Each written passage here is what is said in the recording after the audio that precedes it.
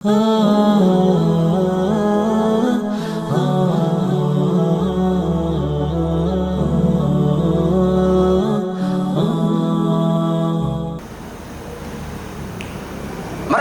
yang berpikir bahwa diri mereka itu selamat dan tidak. Kenapa? Karena hatinya masih terpaut sama dunia. Pasti pertanyaan berikutnya begini, kalau begitu Ustaz, maknya nggak boleh atau sama dunia atau sama sekali? Bukan sama sekali nggak boleh. Tapi seorang mukmin itu tidak boleh kemudian mendahulukan dunia di atas akhirat. Dan dia hidup hanya untuk akhirat, bukan untuk dunia. Nah, orang-orang yang seperti ini adalah orang-orang yang dicintai dan selamat. Dicintai oleh Allah dan dia pasti selamat. Jangan mau tanya dulu sama hadirin sekarang. Kalau ada antara pilihan antara kajian sama cari uang, pilih yang mana? Sudah itu aja, jawab dulu. Pengajian sama cari uang, pilih yang mana? Jawaban jujur lah. Kalau jawaban ideal pasti jawabnya anak kajian Ustaz. Kajian anak dulu kan. Itu jawaban ideal. Tapi jawaban jujur apa?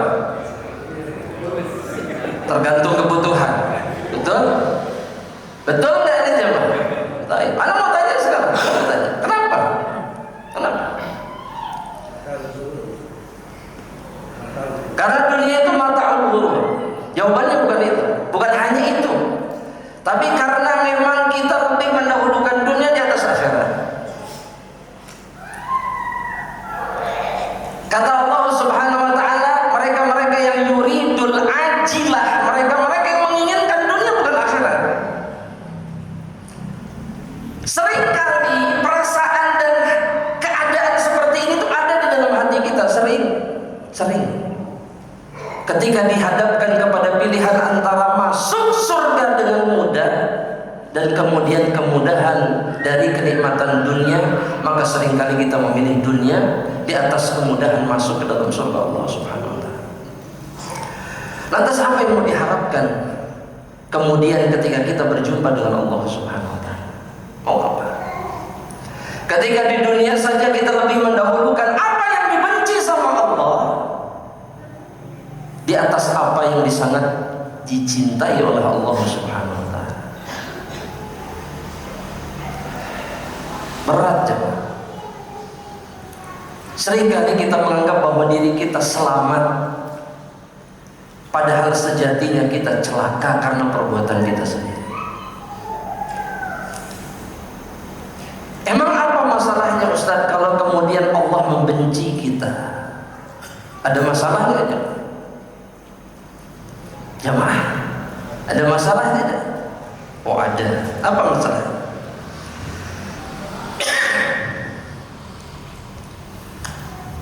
Jamaah, baik. Anda minum dulu jemaah sebentar. Emang apa masalahnya kalau Allah membenci diri kita?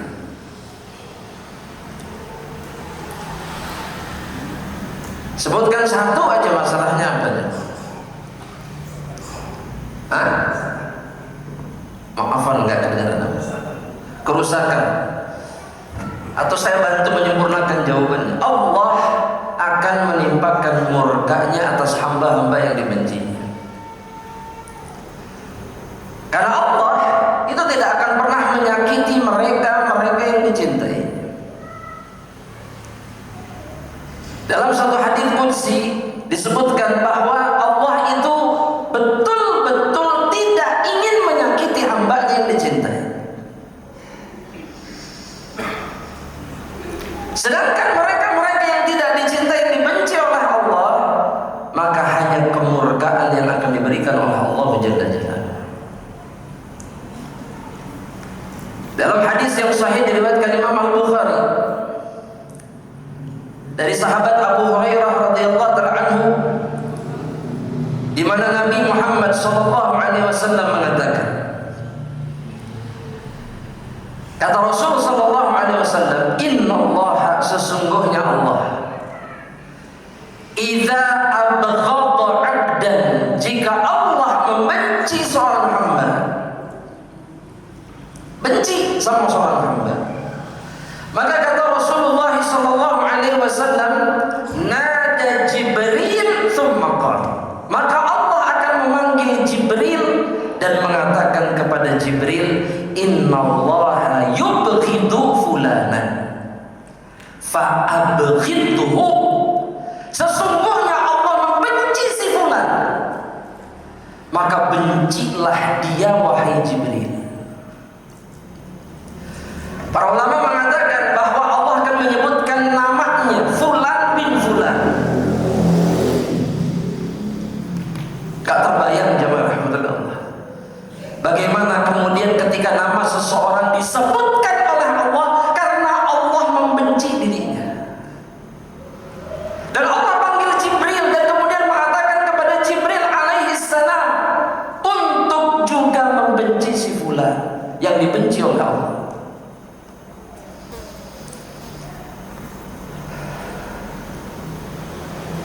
Kata Nabi Muhammad SAW kemudian, "Tsumma nada Jibril fi malakuti sama." Kemudian Jibril menyeru, mengumumkan kepada seluruh penghuni langit. Saya mau tanya, hadirin, penghuni langit itu siapa? Siapa jemaah? Para malaikat. Apakah hanya para malaikat?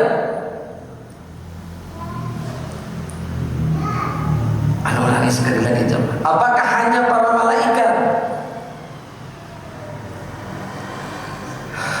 Ana tarik nafas dulu sih, Pak. Apakah hanya para malaikat? Iya. Gak ada makhluk lain selain malaikat. Arsy Allah apa?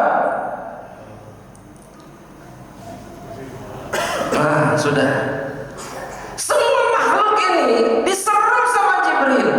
Dan Jibril mengatakan, innallaha yubghidu fulanan fa'abghidhu. Sesungguhnya Allah membenci si fulan, maka bencilah oleh kalian semuanya hamba tersebut. Maka Nabi Muhammad SAW kemudian mengatakan, fayubghidunahu, semua makhluk Allah yang ada di langit membenci dirinya, fayudha'u lahul baghdha'u fil ard, dan makhluk-makhluk Allah yang ada di bumi pun akan membenci dirinya. Yang sering kita lupa jemaah rahmatullah Allah, banyak di antara kita itu tertipu. Kita menganggap sebagian orang yang ahlul maksiat tapi kok diulu-ulukan oleh manusia, betul? Dicintai oleh banyak orang. Kita berpikir di mana letak kebencian yang Allah berikan kepada mereka-mereka yang bermaksiat kepada Allah. Perhatikan, kata para ulama, yang akan membenci manusia yang dibenci sama Allah, hamba yang dibenci sama Allah, itu adalah orang-orang yang beriman, orang-orang saleh, dan seluruh makhluk Allah selain jin dan manusia akan melaknat dan membenci dirinya. Pohon membenci dirinya, bebatuan membenci dirinya, bahkan tanah dan bumi Allah akan membenci dirinya. Dan mereka tidak pernah berhenti melaknat manusia-manusia yang seperti ini. Makanya nggak ada kebaikan pada diri, pada kehidupan orang-orang yang benci sama Allah. Jangan ketipu, jangan ketipu ketika menyaksikan sebagian hamba Allah yang durhaka kepada Allah, tapi kemudian mereka dieluk-elukan oleh sebagian besar makhluk-makhluk Allah atau hamba-hamba Allah yang lain. Betul nggak? Suka ketipu nggak sampai yang seperti itu? Iya. Pasti kalimatnya nah ya, padahal teh sesat, padahal teh nggak benar, padahal teh ahlul maksiat, tapi kenapa pengikutnya banyak? Kita lupa manusia ini dibenci oleh seluruh makhluk Allah karena Allah membenci apa yang dia lakukan. Gak ada kebaikan di dalam kehidupan manusia-manusia seperti ini. Betul tidak jemaah? Betul? Betul? Baik. Sekarang aku mau tanya sama hadirin. Lantas bagaimana kita bisa tahu, bisa merasakan waliyadzubillah, atau bisa menilai bahwa seseorang itu sedang dibenci oleh Rabbnya? Gimana cara kita, apa ya bahasanya, mendiagnosa, meriksa, ngecek ini teh orang teh dicintai sama Allah atau dibenci? Atau kita lah, nggak usah ngecek orang lain, kita saja, kita ini sedang dicintai sama Allah atau dibenci sama Allah Subhanahu wa Ta'ala. Sebelum dijawab, Anda mau tanya dulu sebelum dijawab. Sekarang hadirin sedang merasa dicintai sama Allah atau dibenci sama Allah? Kenapa? Hah? Diberikan kemudahan untuk melakukan ketaatan, betul? Mudah datang ke majelis ilmu, terus mudah apa lagi? Cuman itu saja jemaah. Coba, Anda mau nangis kan? Apa tandanya yang membuat kita merasa dicintai sama Allah selain yang tadi disebutkan? Jawab. Apa jawab?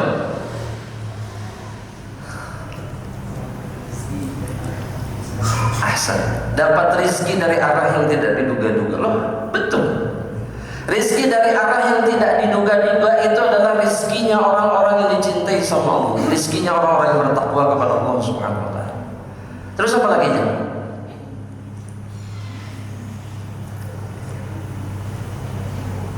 Dihindarkan dari maksiat, dihindarkan dari kemaksiatan. Karena itulah yang akan Allah lakukan kepada orang-orang yang dicintainya. Bukankah Allah sendiri yang berfirman di dalam hadis qudsi dengan mengatakan, diriwayatkan oleh Imam Al-Bukhari, ya, wa idza kuntu ahbabtuhu, kalau aku mencintai seorang hamba, fa kuntu sam'ahu alladhi yasma'u bihi, aku akan menjadi pendengaran yang dia gunakan untuk mendengar. Allah jaga telinganya dari mendengar apa yang dibenci oleh Allah Subhanahu wa Ta'ala. Wa basarahu alladhi yubsiru bihi, dan penglihatan yang dia gunakan untuk melihat. Wa yadahu allati yabtishu biha, aku akan menjadi tangan yang dia gunakan untuk bertindak, berbuat. Perbuatannya akan dijaga sama Allah. Wa rijlahu allati yamshi biha, atau tamshi biha, atau kakinya yang dia gunakan untuk berjalan. Kalau kita di dalam kehidupan ini kemudian merasa sering sekali terjerumus ke dalam kemaksiatan, maka bisa jadi ini tanda bahwa Allah tidak mencintai dirinya. Karena seandainya Allah mencintai dirinya, demi Allah, Allah tidak akan rela telinga, pendengar, penglihatan, tangan dan kakinya terjerumus ke dalam perbuatan-perbuatan yang menyeret dirinya masuk ke dalam neraka. Dan kita perlu menilai diri kita sendiri.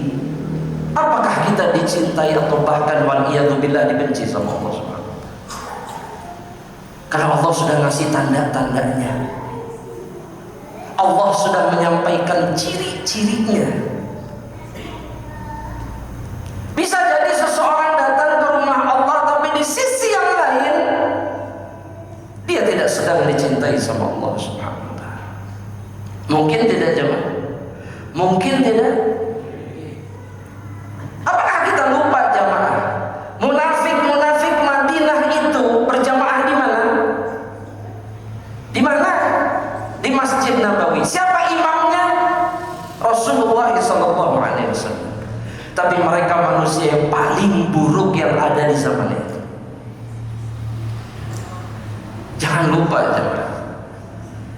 Seseorang bisa jadi menganggap dirinya berada di atas kebaikan, padahal dia sedang dibenci sama Allah Subhanahu wa Ta'ala. Karena dia tidak merasakan tanda-tanda dan ciri-cirinya. Betul nggak ini jemaah? Betul? Sekarang mau nanya lagi jemaah.